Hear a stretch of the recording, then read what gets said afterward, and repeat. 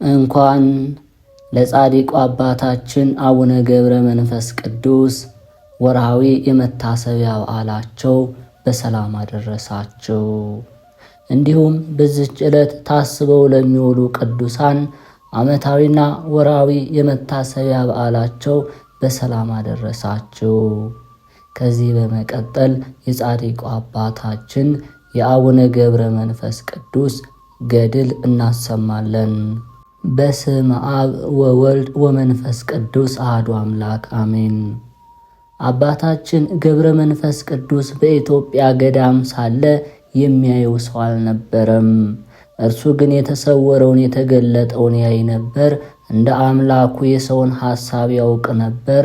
አኗኗሩም እንደ መላእክት ሆነ። መላእክት እንደማይታዩ እርሱም አይታይም ነበር።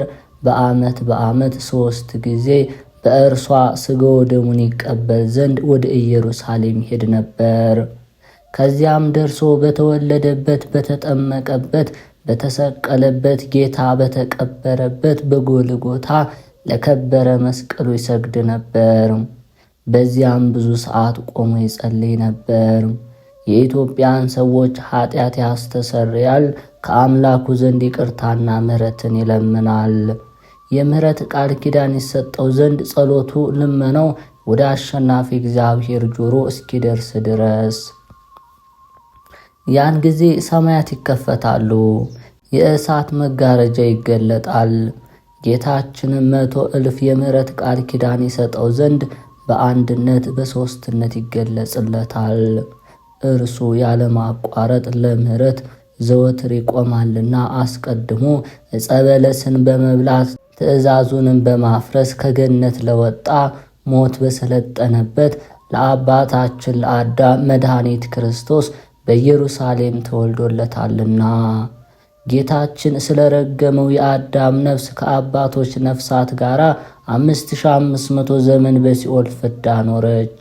ክርስቶስ ወደዚህ ዓለም መጥቶ ሰው እስከሆነበት ጊዜ ድረስ። ስለዚህ አባታችን ገብረ መንፈስ ቅዱስ ይህንን አውቆ በዓመት 3 ጊዜ ወደ ኢየሩሳሌም ሄድ ነበር። አንዱ በተወለደበት ቀን፣ አንዱ በተጠመቀበት ቀን፣ አንዱ በቀራንዮ በተሰቀለበት ቀን። በተቸነከረበት በተቀበረበት በጎለጎታ ክቡር ለሆነው መስቀል ይሰግድ ዘንድ እስከ ትንሣኤ ድረስ ከዚያ ይቆያል። እነዚህ 3ቱ የጌታ በዓላት ከሌሎች በዓላት ሁሉ ይበልጣሉና ከሀገሮች ሁሉ ኢየሩሳሌም ትበልጣለች። በዚህ ዓለም ከሚሰሩት ቤቶች ሁሉ ቤተ ክርስቲያን ትበልጣለች። በቤተ ክርስቲያን ቀኖና የኢየሩሳሌም ኤጲስቆጶስ ከሌሎች ኤጲስቆጶሳት ይበልጣል እንደተባለ በእጁ የኢየሱስ ክርስቶስ መስቀል አለና። አባታችንም የኢየሩሳሌምን ክብሯን አውቆ ከመላእክት ጋር በዓል ያደርግ ዘንድ ይሄድ ነበር። መድኃኔ ዓለም ክርስቶስ በእርሷ ተወልዷልና ከዚያም ከአዳምና ሔዋን ጋር ተድላ ደስታ ያደርግ ነበር። ከነርሱም ጋር በዓል ያከብር ነበር። ልጃቸው ድንግል ማርያም ለነርሱና ለልጅ ልጆቻቸው ድህነት የሚሆን ጌታን ወልዳላቸዋለችና። በዚያ አብርሃምንና ይስሐቅን ያዕቆብንም አገኛቸው። በዚያ የነቢያት አለቃ የሙሴንና በተወለደባት ሀገር በቤተልሔም ሳለ ዳዊትን የንግሥና ቅባት የቀባው ሳሙኤልን አገኛቸው። በዚያም ዳዊትንና ሰለሞንን ሌሎችንም ነገሥታት አገኛቸው። በዚያ በእሳት ሰረገላ ተቀምጦ እግዚአብሔርን ያየውን ሕዝቅኤልን ሦስትነት ሳላቸው አብን በአረጋዊ አምሳል ወልድንም በሰው ልጅ አምሳል ያየው ዳንኤልን አገኛቸው። የመለኮት ነገር የምትናገር ወንጌልን ይዘው ጴጥሮስንና ያዕቆብን ሌሎችን ነቢያትና ሐዋርያትን አገኛቸው። በዚያም ጻድቃን ሰማዕታት እንደ ከዋክብት ደምቀው ብርሃን ለብሰው አገኛቸው። በዚያ ደናግል መነኮሳት የክብር አክሊል ተቀዳጅተው አገኛቸው። እመቤታችን ድንግል ማርያም ልጇን ታቅፋ ጡቷን እያጠባቸው አገኛት። በዚያም ካህናት ዲያቆናት ከእመቤታችን በነሳው ሥጋ መርአዊ ክርስቶስን ሲያርዱት ሲያወራርዱት አገኛቸው። ደሙም በመሰዊያው ላይ ይንጸፈጸፍ ነበር። አባታችን ገብረ መንፈስ ቅዱስ ይህንን ሁሉ ያየው በኢትዮጵያ አይደለም፣ የይሁዳ ክፍል በምትሆን በቤተልሔም ነው እንጂ። ክርስቶስ በተወለደባት በቤተልሔም ከመላእክት ጋር ይውላል። ከምድራውያን ሰዎች ሕግን ከሚተላለፉ ካህናት ጋርም አይደለም፣ ከነቢያት ከሐዋርያት ጋር ነው እንጂ። አምላክን ከወለደች በድንጋሌ ሥጋ በድንጋሌ ነፍስ ከጸናች ንጽሕት ክብርት ከሆነች ከድንግል ማርያም ጋር ነው እንጂ። ልጇን ታቅፋ ታየችው። አባታችንም ባያት ጊዜ እጅግ ደስ አለው። እርሷም እንደ ልጇ ተወደዋለች።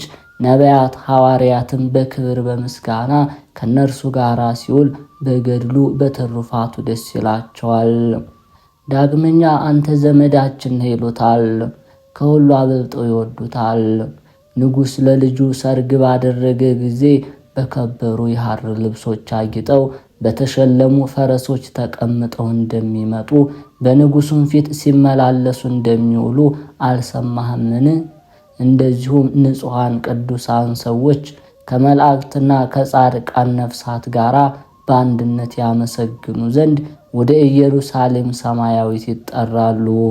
አባታችን ያዕቆብ የምሕረት መገኛ የጸሎት ማሳረጊያ ትሆን ዘንድ የተተከለች መሰላልን እንዳየ፣ በዚህም ምሳሌ ወልድ ወደ እመቤታችን ወረደ፣ ከእርሷም ሰው ሆነ፣ በዮርዳኖስ ተጠመቀ፣ ከሙታንም ተለይቶ ተነሳ።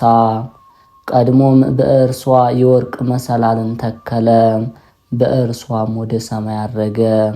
ወንጌላዊ ዮሐንስ ሰማያት ሲከፈቱ የሰማይ መላእክትም የሰው ልጅ እኔን ያገለግሉ ዘንድ ይወጣሉ ይወርዳሉ ብሎ እንደተናገረ ምድራዊት ኢየሩሳሌም ለሰማያዊት ኢየሩሳሌም ምሳሌዋ ናትና፣ ስለዚህም ንዑድ ክቡር የሚሆን አባታችን ገብረ መንፈስ ቅዱስ ከመላእክት ጋር በዓል ያደርግ ዘንድ ወደ ኢየሩሳሌም መሄድን ወደደ።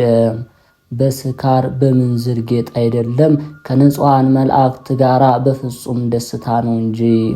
ከሰባቱ የመላእክት አለቆች ሕዝብህን ማር፣ ይቅር በል፣ የአገልጋዮችን ቃል አትርሳ እያሉ ሲለምኑ በሰማ ጊዜ አባታችንም በዳዊት መዝሙር እንደነርሱ ቆሞ ይጸልያል።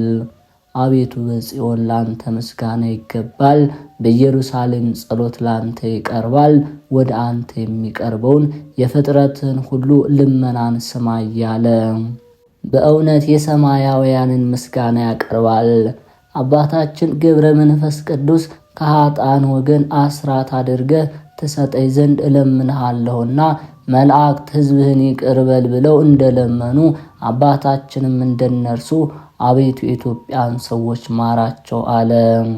በአርያም ተድላ ደስታ ይሆን ዘንድ በየበዓሉ አስራት አድርግልኝ አለ። ስለ ጻድቃን የምለምን አይደለም፣ ስለ ኃጥአን ነው እንጂ።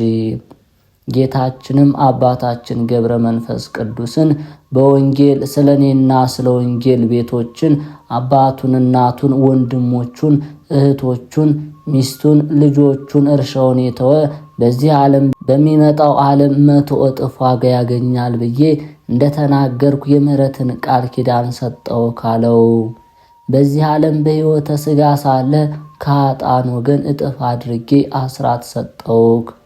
ለአገልጋዩ ለገብረ መንፈስ ቅዱስ ይህንን ቃል ኪዳን ሰጠው። በዳዊት መዝሙር በክፉዎች ምክር ያልሄደ ምስጉን ነው የተባለው በእርሱ ተፈጸመ። በእውነት አባታችን በክፉዎች ምክር አልሄደም፣ የኃጢአተኞችን መንገድ አልተከተለም፣ ፈጽሞ ራቀ እንጂ። እንደ አንበሳና እንደ ነብር ዱር ለዱር ዞረ፣ ከዘባቾች ጋር አልተቀመጠም፣ በፍቅራቸውም አልሳቡትም። በመዓልትም በሌሊትም ሁል ጊዜ ተግቶ ሲጸልይ ኖረ እንጂ፣ የዳዊት መዝሙርን ሲያነብ ኖረ እንጂ። በወንዝ ዳር እንደተተከለች ዛፍ ከሰማይ መላእክት ጋር በምስጋና አንድ ሆነ። አባታችን ገብረ መንፈስ ቅዱስ በየቀኑ ፍሬዋን የምትሰጥ እንኮይና የሚጣፍጥ የወይን ዘለላን መሰለ። ስለዚህም አባታችን ገብረ መንፈስ ቅዱስ ፈጽሞ ደስ አለው፣ ሐሴትም አደረገ። በዚህ ዓለም 100 እጥፍ ዋጋ ስላገኘ መልካም ፍሬ ስላፈራ ተደሰተ። ፍሬም የተባሉ ከሲኦል የወጡ ኃጥአን ናቸው። ስለ ኃጢአተኞች መዳን የሚደሰት እርሱ ብቻ አይደለም፣ የሰማይ መላእክትም ከጻድቃን ጋር ስለ እነርሱ ይደሰታሉ እንጂ። ከሲኦል የወጡ የኃጥአን ነፍሳትም ከእርሱ ጋር በዚያ በዓል ያደርጋሉ። አባታችን ገብረ መንፈስ ቅዱስም በተቀደሱ ቦታዎች ዘወትር ስለ ኃጥአን የሚያደርገውን ልመና ፈጽሞ ቅዱስ ሥጋውን ክቡር ደሙን ይቀበል ዘንድ ወደ ኢየሩሳሌም ይገባል። ሲገባም እርሱን ከመሰሉ ቅዱሳን በቀር የሚያየው ሰው አልነበረም። ቅዱስ ሥጋውን ክቡር ደሙን ተቀብሎ በደስታ ይውላል። በደስታ የሚውለው እርሱ ብቻ አይደለም፣ አስቀድመን የጠራናቸው ቅዱሳን ሁሉ እስከ ማታ ድረስ በዚያ ይውላሉ እንጂ። 11 ሰዓት ሲሆን መላእክት በአባታችን ገብረ መንፈስ ቅዱስ ጸሎት የዳኑ የኃጥአንን ነፍሳት ከሲኦል ያወጣቸዋል። በክብር በምስጋና በእልልታ ወደ ገነት ያስገቧቸዋል።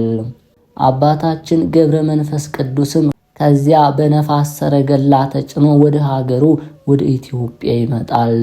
እንደ አይን ጥቅሻ ኢትዮጵያ ይደርሳል። እንደ ልማዱ ከልደት እስከ ጥምቀት እየዘመረ እየጸለየ ጥቂት ቀን በኢትዮጵያ ይቆያል። የጌታችን የኢየሱስ ክርስቶስ የጥምቀት በዓል በደረሰ ጊዜ ዳግመኛ ተነስቶ በነፋስ ሰረገላ ተጭኖ ይሄዳል።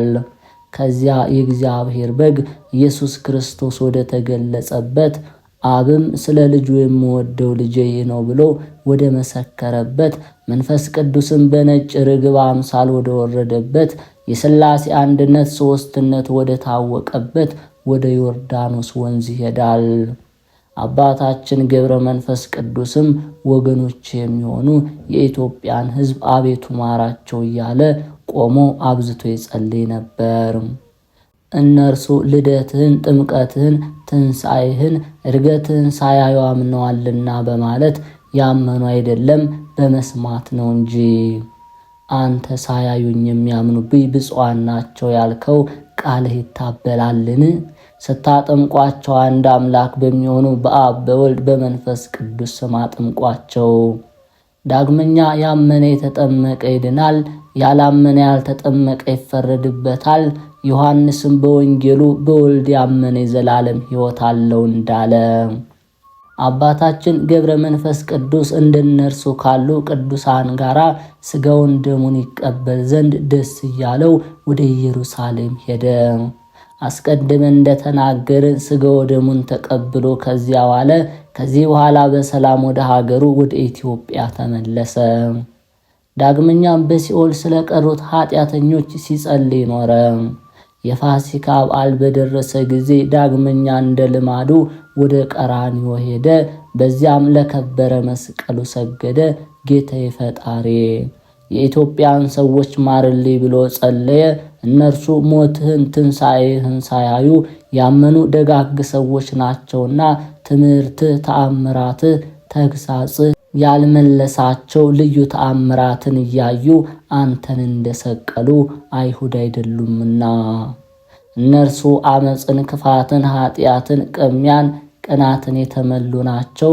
ሐሜተኞች፣ ነፍሰ ገዳዮች፣ ከዳተኞች፣ ተንኮለኞች፣ ግብራቸው የከፋ በደለኞች፣ ተገዳዳሪ፣ ሰነፎች፣ ዝንጎች፣ ነገረኞች፣ ምሕረት የሌላቸው ናቸውና አንተ የማያዩ ሰዎች እንዲያዩ ለማድረግ መጥተሃልና ወገኖችን ኢትዮጵያን ሕዝብ እስከ ዘላለሙ ጠብቃቸው። ለብዙዎች ቤዛ ልትሆን ተሰቅለሃልና በለንጌኖስ ጦር ተወግተሃልና። ያን ጊዜ ትኩስ ደም ጥሩ ውሃ ከቀኝ ጎን ፈሰሰ። አንተ ካህነ ሥጋህም የሕይወት ምግብ ነው፣ መስቀልህም መሠዊያ ነው። አንተ በቃለ ሥጋዬን የበላ ደሜን የጠጣ የዘላለም ሕይወት አለው ብለሃልና አቤቱ ጌታ ሆይ እንደ ቃል ኪዳን አድርግልኝ። እንደ ይቅርታህም ብዛት ይቅር በላቸው፣ እንደ ምሕረትህም ብዛት በደላቸውን አጥፋላቸው ብሎ ጸለየ። አባታችን ገብረ መንፈስ ቅዱስ ጸሎቱን በፈጸመ ጊዜ ሰማይ ተከፈተለት፣ የእሳት መጋረጃ ተገለጠ። ጌታችንም በግርማ መለኮቱ ተገልጦ በኪሩቤል ሰረገላ ተቀምጦ ታየው። አይቶም እንደ ነቢያት እንደ ሐዋርያት አልፈራም። እናት አባቱን እንዳየ ሕፃን ፈጽሞ ደስ አለው እንጂ። ጌታችን አባታችን ገብረ መንፈስ ቅዱስን የመረጥኩህ ወዳጄ ምን ትሻለህ? ምን ላደርግልህ ትወዳለህ? አለው። አባታችን ገብረ መንፈስ ቅዱስም ጌታዬ ፈጣሪ ሆይ ካንተ ጋር ቃል በቃል እነጋገር ዘንድ ለእኔ አይገባኝም። ነገር ግን የውስጤን ሐሳብ አንተ ታውቃለህ። የቸርነትህን ሥራ አንተ ሥራልኝ፣ የኢትዮጵያን ሰዎች ማርልኝ አለው። ጌታችንም አባታችን ገብረ መንፈስ ቅዱስን ስለ ድካምህ በእነርሱም ምክንያት ስላደረግከው ስለ ገድልህ ብዛት የኢትዮጵያን ሰዎች ማርኩልህ፣ አስራት እንዲሆኑ የኢትዮጵያ ሰዎች ማርኩልህ። የቁጥራቸው መጠን 60,000 ነው። ከዚህ በኋላ ጌታችን ኢየሱስ ክርስቶስ የመረጥኩህ ወዳጄ ገብረ መንፈስ ቅዱስ ሆይ ካንተ በፊት ለነበሩ ያላደረግኩት መልካም ነገር ላንተ አደረግው። ከዚህ ዓለም በሞት በምትለይበት ጊዜ መታሰቢያን ዝክርህን ላደረገ ሰው የምሕረት ቃል ኪዳን እሰጥሃለሁ። ዝክርህን የሚያደርገውን ብቻ የምምርልህ አይደለም፣ እስከ 15 ትውልድ ድረስ እምርልሃለሁ እንጂ። ለወዳጄ ለኪሮስ እንደሰጠሁት ለአንተም ቃል ኪዳኔ 3 እጥፍ ይሆን አለው። ዳግመኛም የብርሃን መላእክት ሥጋህን እንዲገንዙ አደርጋለሁ አለው። መላእክትም ይህንን ቃል ኪዳን ሲሰጠው ሰምተው ደስ አላቸው። በነጋሪት ድምፅ አመሰገኑ። ስለ ኃጢአተኞች ከእግዚአብሔር የምሕረትን ቃል ሰምተዋልና ስለሰሙትም ድንቅ ነገር እጅግ አደነቁ። ዳግመኛም የመላእክት ሰራዊት ኃጥአን ወዳሉበት ቦታ ገብተው ከዚያ አውጥተው በፍጹም ምስጋና እያመሰገኑ የዘላለም ሕይወት ወዳለበት ወሰዷቸው። በአባታችን በገብረ መንፈስ ቅዱስ ጸሎት ከሲኦል የወጡ የገቦታ ሰዎች ቁጥራቸው 3,000 ያህል ነበር። የኢትዮጵያ ሰዎች ቁጥራቸው 8,000 ነው። ንዑድ ክቡር አባታችን ገብረ መንፈስ ቅዱስ በጸሎቱ ድልድይ ሆናቸው። ለቅሶ ሐዘን ወደሌለበት፣ በሽታ መከራ ወደሌለበት፣ ሁለተኛ ሞት ወደሌለበት ወደ ደስታ ሀገር ወደ ገነት አስገባቸው። አንደበቱ ጣፋጭ ሆነ ጳውሎስ ከራሳችሁ አበልጣችሁ ባልንጀራችሁን ውደዱ፣ ለባልንጀራችሁም እንጂ ለራሳችሁ ብቻ አትድከሙ ያለው ተፈጸመ። ዳግመኛም የተወደደ የእግዚአብሔር ልጅ ኢየሱስ ክርስቶስን ምሰሉ። እግዚአብሔር ራሱን ያማረ የተወደደ መስዋዕት አድርጎ በመስጠት እንደወደዳችሁ እናንተም በፍቅር ጸንታችሁ ኑሩ። በእውነት አባታችን ገብረ መንፈስ ቅዱስም ከራሱ አብልጦ ባልንጀራውን ወደደ። ስለ ኃጢአተኞች ነፍሳት ደከመ፣ ጸለየ። ስለ ራሱ ምንም አልተጨነቀም። በመዓልትና በሌሊት ሳያርፍ ኖረ እንጂ ከሲኦል ነፍሳቶቻቸውን አወጣ። ዳግመኛም ለሥጋው ስለሚበላው፣ ስለሚጠጣው፣ ስለሚለብሰው በዚህ ዓለም ስለሚፈልገው ገንዘብ አላመነም። በቤተሰቡ የተወደደ ልጅን መሰለ እንጂ ስለ ሰው ፍቅር ድካምን አበዛ። ስለዚህም እግዚአብሔር ታላቅ ስምን ሰጠው። በጸሎቱ ኃይል አልጫ የሆነው ሕይወታችን በጸሎቱ ኃይል አጣፈጠ። በሞት ጥላ ጨለማ ለሚኖሩ ሰዎች ብርሃንን አወጣላቸው፣ ሰላምንም ሰጣቸው።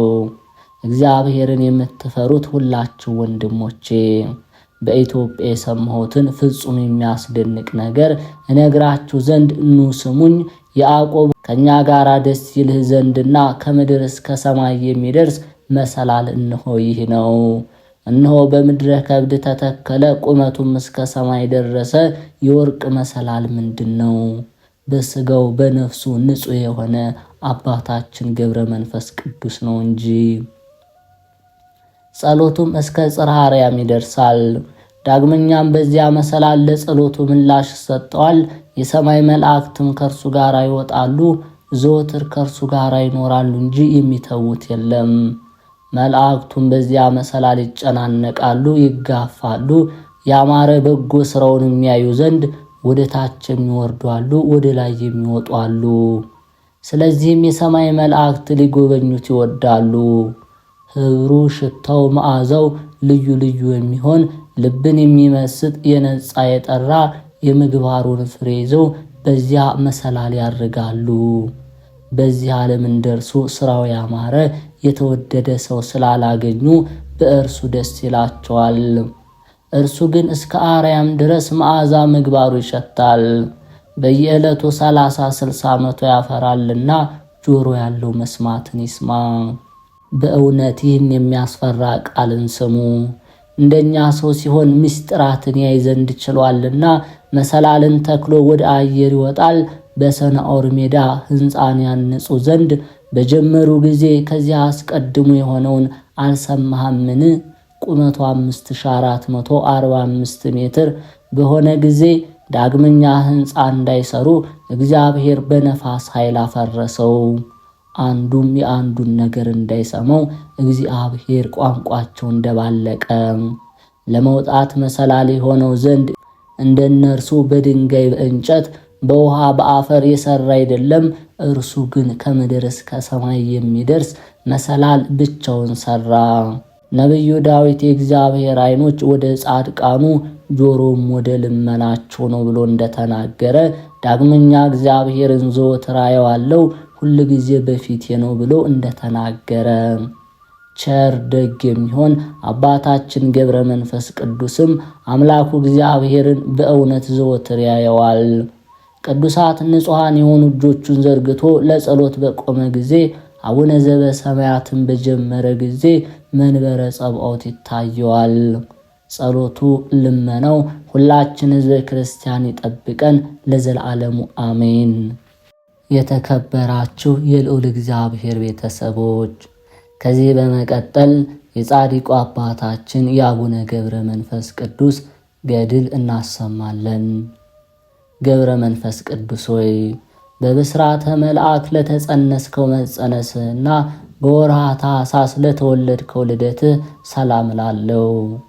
ክቡር አባት ሆይ ስለ ዓለሙ መድኃኒት ኢየሱስ ክርስቶስ ስለ ጌትነቱ ልደት ተርሴስ ግብር እንደገበረ እኔም ፍጹም ልባዊ የሆነ እጅ መንሻ ወርቅ አቅርብልሃለሁ።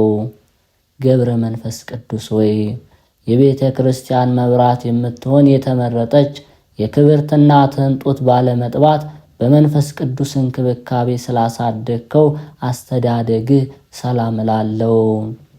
ክቡር አባት ሆይ በጠንካራው የጽድቅ ክንድ ደግፈ ያዘኝ። እጅግ ጥልቅ የሆነ የፍትወተ ሥጋ ጉድጓድ ልትጨምረኝ ዓለም በፊት ወጥመዷን አጥምዳለችና። ገብረ መንፈስ ቅዱስ ሆይ በእንጨት ያይደለ የብርሃኑ ጸዳል እጅግ በሚያበራ አምደ ብርሃን ለተቀረጸ ስም አጠራር ሰላም እላለሁ። ክቡር አባት ሆይ በኃጢአት ድጥ ላይ ለመውደቅ የሚፍገመገሙትን በኃይል ክንድህ ፈጥነ የምትደግፍ ነህና በዓለም ላይ መልካም ዝና ላተረፈው ስም አጠራርህ ኢትዮጵያ ታመሰግናለች፣ ግብፅም ትዘምራለች።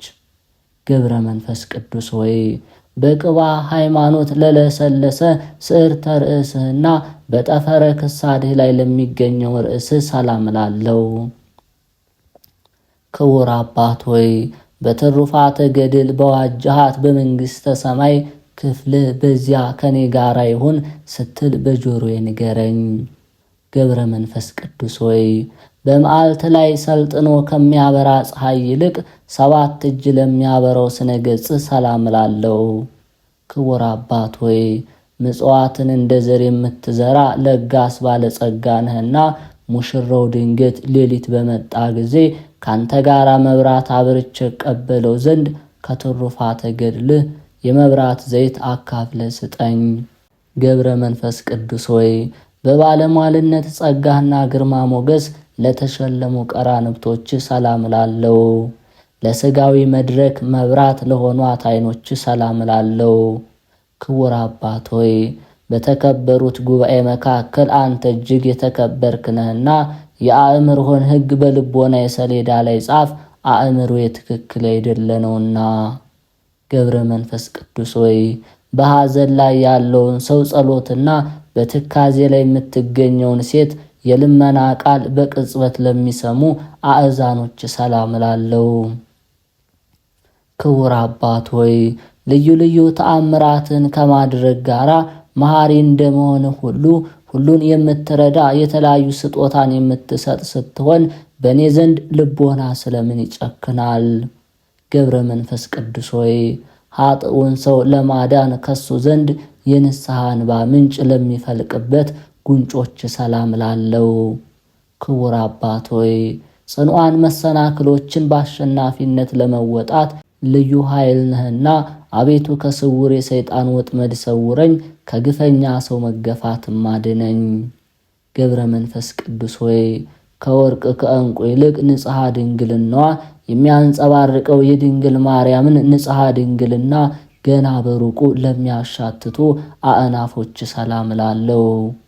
ክቡር አባት ሆይ አነዋወርህ ሉዓላዊ ምጡቅ እንደመሆኑ መጠን የመብረቅን ሰረገላ በፊትህ በማስቀደም የዚያን የውዳቂ ጋኔን ሰራዊት ጠላቶችን ተከታትላ አጥፋቸው። ገብረ መንፈስ ቅዱስ ሆይ ከሥነ ሥርዓት ውጭ ላለመናገር ተጠብቆ ለመኖር ሕግን ላቋቋሙ ከናፍርህና አፍህ ሰላም ላለው። ክቡር አባት ሆይ ምግባረ ሰናይን አጠናቀህ የያዝህ ፍጹም መነኮስ አንተ ያለህል ውሃ ተጋድሎህን ስታካሄድ ተመልክታ የነበርክባት ገዳም ወይም ጭው ያለችው በረሃ ትዕግስትን ፈጽማ ደነቀች። ገብረ መንፈስ ቅዱስ ሆይ በኃጢአት መጥረስ ላልጠረሱ አስናኖች ሰላም ላለው። የምድራዊ መብልን አጣጥሞ ከማላመጥ ፈጽሞ የተወገዱ ናቸውና። ክቡር አባት ሆይ ግሩማን አናብስትን በሥልጣን ሥራ ውለህ የምትገዛንህና አንተን የምትወድ በደዌ ኃጢአት ለምትሰቃይ ሰውነቴ ብልሁ ቀሲስ ሆይ መድኃኒቷን ፈልግላት። ገብረ መንፈስ ቅዱስ ሆይ እውነተኛውን የክርስቶስ ሃይማኖት ላስተማረ አንደበትህና ችግርን ለሚያቃልል ሥልጣነ ቃልህም ሰላም ላለው።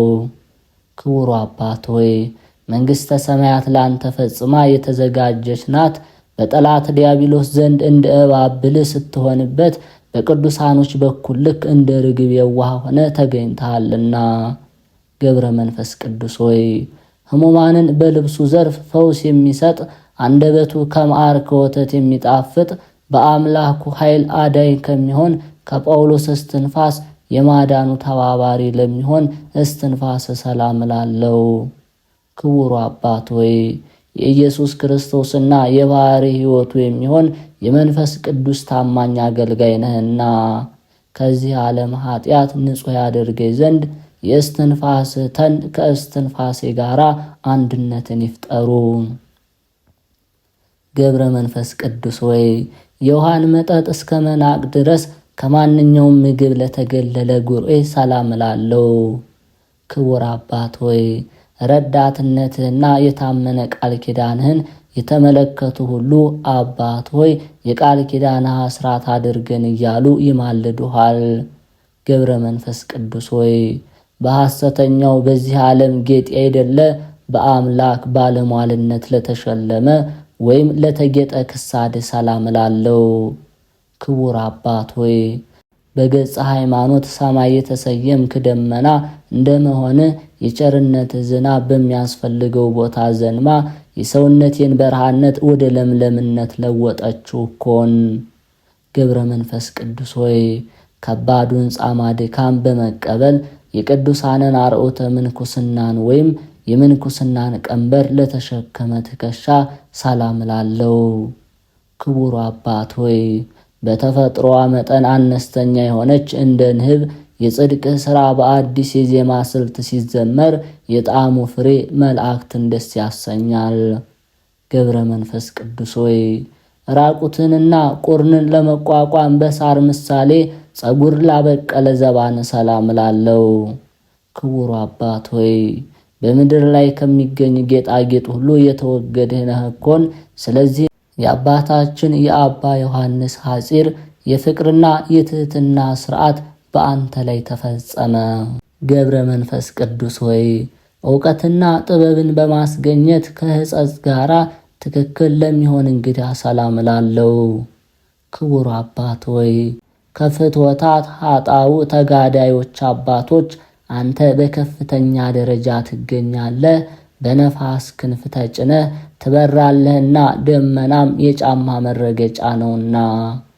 ገብረ መንፈስ ቅዱስ ሆይ ክርስቶስን የምስጋና መሥዋዕተ ቁርባን ለዳሰሱ ለአንተ ለካህኑ እጆች ሰላም ላለው። ክቡር አባት ሆይ ከተከበረው ወገን የተገኘ ቀሲስና ከተባረከው ዘር የተገኘ ዲያቆን አሜን አሜን እያልኩ በአንተ እጅ ንጹሕ ቁርባንን መቀበል ማን በከፈለኝ? ገብረ መንፈስ ቅዱስ ሆይ ፈጽመው ለማይለያዩና ለማይነጣጠሉ ኩርናህና መዝራዕተ ሰላም እላለሁ። ክቡር አባት ሆይ የልዑል እግዚአብሔር ዓቃቤ ሕግ አዋቂ ብልህ ነህና ሕንፃውና ምርጉ ከፈረሰ ዘንድ ከነፍሴ አዳራሽ በቅድስና ጌጥ አስጊጠህ አሳድስልኝ። ገብረ መንፈስ ቅዱስ ሆይ ከብፁዓት መዳፎች ጋር በማስተባበር ለተመሰገኑ ክናዶች ሰላም ላለው።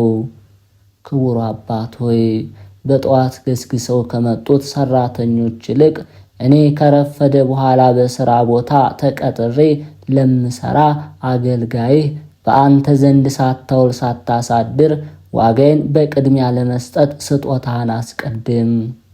ገብረ መንፈስ ቅዱስ ሆይ በጸሎት ጊዜ እንደ ፋና መብራት ለሚያበሩ ጣቶችህና አጽፋሮች ሰላም እላለሁ። ክቡር አባት ሆይ ለተናቀ ሥጋዊ ፈቃድ ንብረቴን ብበትንና ባጠፋ አባት ሆይ አንተ በቸርነትህ ብዛት እኔን ጎስቋላው ልጅህን ተቀበለኝ። ገብረ መንፈስ ቅዱስ ሆይ ምንጣፍን ለማይፈልግ በአክናፍ ለተሸለሙ ጎንህ ሰላም እላለሁ። ክቡር አባት ሆይ ስምህ በሰማያዊ አምደ ወርቅ የተጻፈ ነውና የሰማይ መላእክት እያዩ ዘወትር ያነቡት ዘንድ ተገድፎ እንዳይቀር የኔንም ስም ካንተ ጋራ በዚያ ጻፍልኝ። ገብረ መንፈስ ቅዱስ ሆይ ስንፍናን የሚያመጣ ምድራዊ ህብስትን አይደለ ሰማያዊ ህብስትን ለተመገበ ከርስህ ሰላም እላለሁ። ክቡር አባት ሆይ ሁሉ በግልጽ ያከብርሃል፣ ሁሉም ያደንቅሃል። ለዕውራኖች ብርሃናቸው፣ ለአንካሶች ምርኩዛቸው፣ ለማይሰሙት የመስሚያ ቃለ ድህንጻቸው ሆነሃልና። ገብረ መንፈስ ቅዱስ ሆይ ከቂም በቀል ለራቀ ልቦና ሰላም እላለሁ። የኢየሱስ ክርስቶስ የጥበቡ ብርሃን በሱ ዘንድ አንጸባርቋልና። ክቡር አባት ሆይ ለጠላቴ መሳቂያና መሳለቂያ እንዳልሆን ጽድቅህን የሚያስገኝ ትሕትናን ሕግ አስተምረኝ። ትዕቢት ሰይጣንን ከውርደት ላይ የጣለ ነውና። ገብረ መንፈስ ቅዱስ ሆይ ከቀድሞ የኦሪት የፋሲካ በዓል ከበግና ከፍየል ኩልያት ከሚቀርበው መስዋዕት ይልቅ ለተቀደሱና ለተባረኩት ኩልያቶችህ ሰላም እላለሁ። ክቡር አባት ሆይ ብርሃንን የተጎናጸፍክ እንደመሆን መጠን ምድራዊ አዳራሾችን ሕንፃዋ ከፈረሰ መሰረቷ ከተነዋወጸ ዘንድ በሰማያዊት ሀገር መሰረቷን አንጽተ ግብረ ሕንፃዋን አሳምር። ገብረ መንፈስ ቅዱስ ሆይ ነውር ነቀፋ ለሌለበት ሕሊና ሰላም እላለሁ። ክቡር አባት ሆይ የባለ 10,000 መክሊት ወርቅ ባለቤት ትጉህ መንፈሳዊ ነጋዴ ነህና የጌታውን ወርቅ በምድር የቀበረ በዚያ በሰነፉ አገልጋይ የተመሰልኩ እኔን አገልጋይህን ጌታ በሾመህ ቦታ ከኋላ አስከትለህ ተጓዝ። ገብረ መንፈስ ቅዱስ ሆይ እንደዚህ ዓለም ንብረት በገንዘብ ተገዝቶ ለማይገኝ ውስጣዊ ሰውነትህና ማዖትህ ሰላም እላለሁ። ክቡር አባት ሆይ መዓዛው ጣፋጭ ሆነ መልካም ሽቶ ነህና የአንተ ጤና መዓዛ በሚሸትበት አካባቢ ሁሉ ሌላው ሽቶ ዋጋው የሌለው ከንቱ ነው። ገብረ መንፈስ ቅዱስ ሆይ ከእግር እስከ ራስህ ባሉ ተዋሳቶች መካከል በሚገኝ በሰሌዳ ከርስህ ላይ ለተቀመጠ እንብርት ሰላም እላለሁ። ክቡር አባት ሆይ ወደ አንተ አጥብቀው የሚለምኑ የምድር ነዳያን ሁሉ ብልጽግናን ያገኙ፣ የተራቡትን በእህል በረከት ይጥገቡ። ገብረ መንፈስ ቅዱስ ሆይ ከመከራና ከሕማም ሀብል እንዲሁም ግዙፍ ከፀጉር ሰቅ በስተቀር የቆዳ ሰቅ ላልታጠቀ ወገብ ሰላም እላለሁ። ክቡር አባት ሆይ አማልደህ ሰላምን የምታሰጥ ታላቅ መምህር ነህና አባት ሆይ መልካሙን ጠባይና ጣፋጩን ያነጋገር ስነ ምግባር አስተምረኝ። ገብረ መንፈስ ቅዱስ ሆይ ለመቅደስ ሰውነትህ አምድ ለሆነው አቋያጽህና ስግደት የዘወትር ግብራቸው ለሆነ አብራኮች ሰላም እላለሁ። ክቡር አባት ሆይ ስለ እመቤታችን ማርያም ስለተወደደው ልጇ ብለህ ከዚያ እጅግ ከሚያስፈራው ከሚያስጨንቀው ሰዓት ነፍሴን ሰውነቴን አድናት። ገብረ መንፈስ ቅዱስ ሆይ መመሪያ ጥበቧ የእብደት የሆነ በዚች ዓለም ጎዳና ላልተጓዙ እግሮች ሰላም እላለሁ። ክቡር አባት ሆይ ለሀገራችን ለኢትዮጵያ ሐዋርያ አንተ ነህ እኮን በአውራጇ ሁሉ ዜና ትሩፋት ተሰራጭቷልና እስከ ምድር ዳርቻ ሁሉ ትምህርት ሃይማኖት ተዳርሷልና። ገብረ መንፈስ ቅዱስ ሆይ የአዳምን ሰኮና ያቆሰለ የእባብ ዲያብሎስ የተንኮሉ መርዝ ሊቀርበው ላልቻለው ሰኮና ሰላም እላለሁ። ክቡር አባት ሆይ ክርስቶስ ካለበት በዚያ ትኖር ዘንድ የጳውሎስን ቃል አስበህ የክርስቶስን መስቀል ተሸክመ ከሀገር ወጣ። ገብረ መንፈስ ቅዱስ ሆይ በጫማ ፋንታ ስውር የሆነች ፍለጋዋ የማይገኝ የጸሎትን ሰረገላ ለተጫሙ መካሄድ ሰላም እላለሁ። ክቡር አባት ሆይ እኔ የማርያም ታማኝ አገልጋያ የሆንኩት የምስጋና ደብዳቤ ያነቡልኝ ዘንድ ለሰማያውያን መላእክት አስታውሰ ንገርልኝ። ገብረ መንፈስ ቅዱስ ሆይ ለእግር ጣቶችህና በግራ በቀኝ ለሚገኙ 10 አጽፋሮች ሰላም እላለሁ። ክቡር አባት ሆይ እግዚአብሔርን ደስ ወደ ማሰኘት ፊቴን እስክመልስ ድረስ ፈጥኖ እንዳይጠራኝ አምላክህን ማልድልኝ፣ ለምንልኝ። እሱ ምሕረቱ የበዛ ፍጹም ታጋሽ ነውና። ገብረ መንፈስ ቅዱስ ሆይ ገና መጠኑን ሳያደርስ አባት ዘመደ ብርሃንን እንደ መልአክ ቁመና ላስደነቀው አካለ ቆመ ሰላም እላለሁ። ክቡር አባት ሆይ በፈጣሪ በክርስቶስ ፊት ቆሞ ሰማዕት ደሙን ጻድቅም ጾሙን በሚያስብበት ጊዜ ከዚያች ከቂምና ከበቀል ሰዓት ሰውረኝ። ገብረ መንፈስ ቅዱስ ሆይ ደም ግባቱ ለሚያንጸባርቅ ስነ መልክህ ሰላም እላለሁ። ቅብአ መንፈስ ቅዱስን ተቀብቷልና። ክቡር አባት ሆይ አንተ ምድራዊ ስትሆን ሰማይን ትገዛለህና ስለዚህም ነገር አንደበቴ ምስጋናህን ይናገራል። በፍጹም ልቦናዬ ለአንተ እገዛልሃለሁ።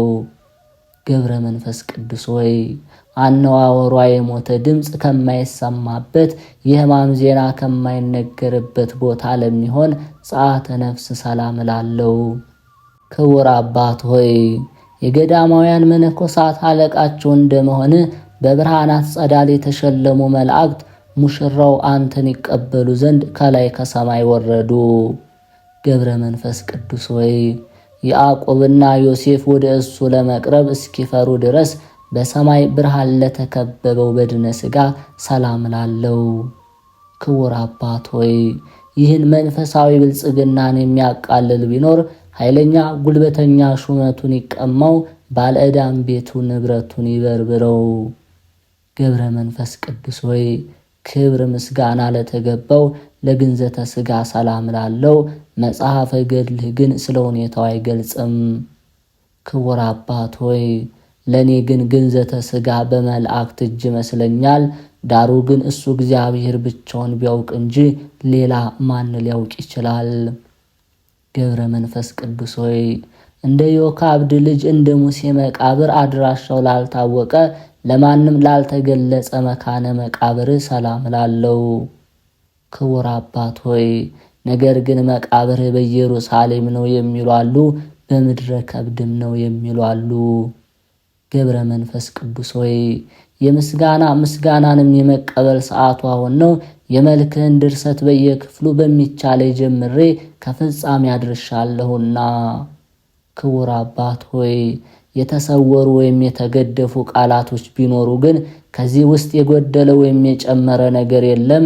እንዲያውም ሁሉ በሁሉ ምሉዕ የሆነ መልካም ነው እንጂ በለኝ። ገብረ መንፈስ ቅዱስ ሆይ በአምላክ ትእዛዝ ለተሰየመ የባለሟልነት ስም አጠራር ሰላም እላለሁ። ክቡር አባት ሆይ ክብርህ ከመላእክት ክብር ያላነሰ ነው። ጻድቁ ገብረ መንፈስ ቅዱስ ሆይ አባት የገብረ መንፈስ ቅዱስ ሆይ ሰውነቴ በአንተ ፍቅር ተጸምዳለችና አንደበቴን ግለጥ፣ ልቦናዬንም አብራ። ገብረ መንፈስ ቅዱስ ሆይ ዘወትር እንደ መብራት ለሚያበሩ ጣቶች ሰላም እላለሁ። ክቡር አባት ሆይ አንደበትህ እንደ ጳውሎስ አንደበት የጣፈጠ ነውና ሄኖክ ከሞት በፊት እንደተሰወረ እኔንም የመቅሰፍት ዘመን እስኪያልፍ ድረስ በጸሎት ሰውረኝ። ገብረ መንፈስ ቅዱስ ሆይ 562 ዘመን በገዳም ስትቀመጥ እግዚአብሔር በጸጋ የሰጠህ በመላ አካልህ የበቀለው ጸጉር ልብስ ሆኖ ኖርክ። ክቡር አባት ሆይ ሥጋዊና መንፈሳዊ ጥበብን ግለጽልኝ። ይልቁንም የጸሎት ኃይል ቃል ረዳቴ በመሆን አስራት በኩራት አድርጎ ይጠብቀኝ። ንሂሳ በሚባል ሀገር የሚኖሩ ስምዖንና አቅሌስያ የተባሉ ልጅ በማጣታቸው ለ30 ዓመት ያህል ሲያዝኑ ኖሩ። ስሉስ ቅዱስ በአቅሌስያ ማኅፀን ሀብተ ጸጋን ቢያሳድሩ በአምላኩ ኃይል አናብስትን የሚገዛ ኃጢአትን የሚያስተሰርይ ገብረ መንፈስ ቅዱስ ተወለደ። እግዚአብሔርም ከትሩፋቱ ያሳትፈን። ክቡር አባታችን ገብረ መንፈስ ቅዱስ በቃል ኪዳኑ በዘባነ አብ ወልድ መንፈስ ቅዱስ የታዘለ 3 ገጽ አንድ አምላክ ብሎ ያስተማረ የትምህርቱ ስነ ጸዳል ፈጽሞ ያበራ ሥጋዊ ሥርዓተ ቀብሩን በኢትዮጵያ የተፈጸመ እሱ ንዑድ ክቡር ነው። አቤቱ የብፁዕ አባታችን ገብረ መንፈስ ቅዱስ አምላክ ሆይ ስለ ክቡሩ ጻድቅ ብለህ ከመከራ ሁሉ እኔን አገልጋይህን ይህንንም ድርሳን ጸሎት የሰሙ መልክህንም የሰሙትን ለጠላት አሳልፈህ አትስጠን፣ ጠብቀን እንጂ አትተወን።